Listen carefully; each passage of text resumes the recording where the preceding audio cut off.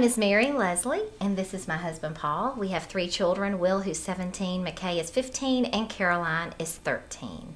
And Paul is a senior minister here at McDonough Christian Church, and in May we will have been here 17 years. And this is our story. Our daughter Caroline was born December 17th, 1996. And when she was a year old, in November of 1997, she had her first urinary tract infection.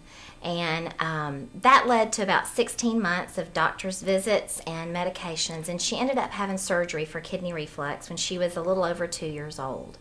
And throughout this entire experience, we started noticing hair in her crib. And then we started noticing that she was pulling her hair out, and she was diagnosed with an obsessive compulsive disorder called trichotillomania.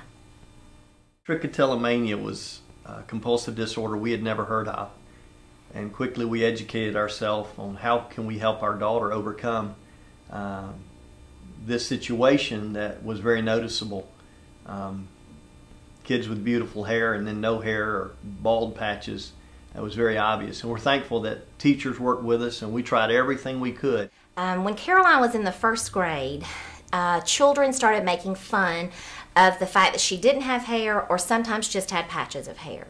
And as she got older and children noticed more, it became more difficult for her.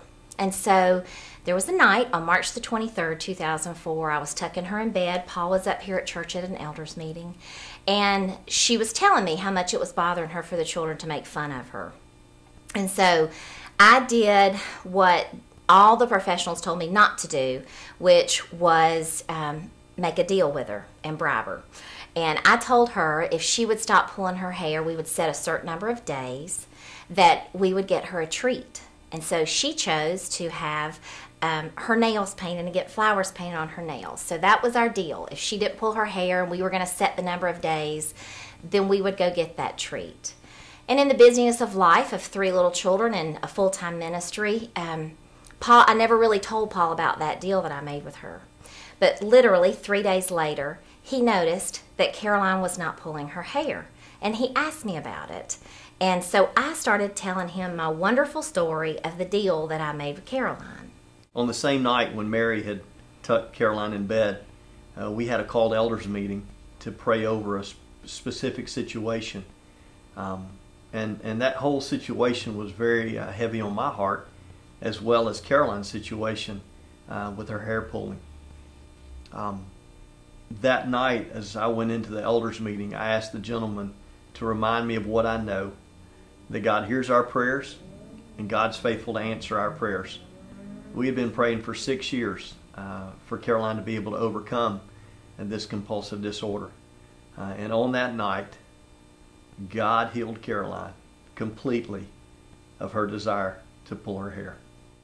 I made this deal with Caroline, and I thought, I had done something really good. And what I realized is on March 24th, 2004, God decided to teach us that He really is in control and to remind us that He loves Caroline much more than we do. Right. And He has her best interest at heart. And He also took that opportunity to teach us that He is still in the business of performing miracles. Right. She's never had an urge to pull her hair since that night.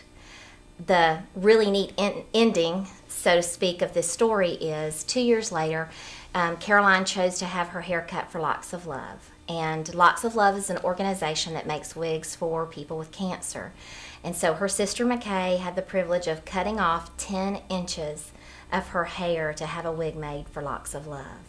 And we just always felt like her hair was just a gift from God. That's I know right. that sounds silly to those of us with a head full of hair, but for us, Caroline's hair was a gift. I don't have hair. Yeah, he wishes he had that gift. Caroline's hair was a gift, and she chose to give that gift away to somebody else who didn't have hair. And what we want to remind you of today is that God does perform miracles, and they're not always on our time frame, and they're not always how we think they're going to fall into place, but He does heal, and He does perform miracles.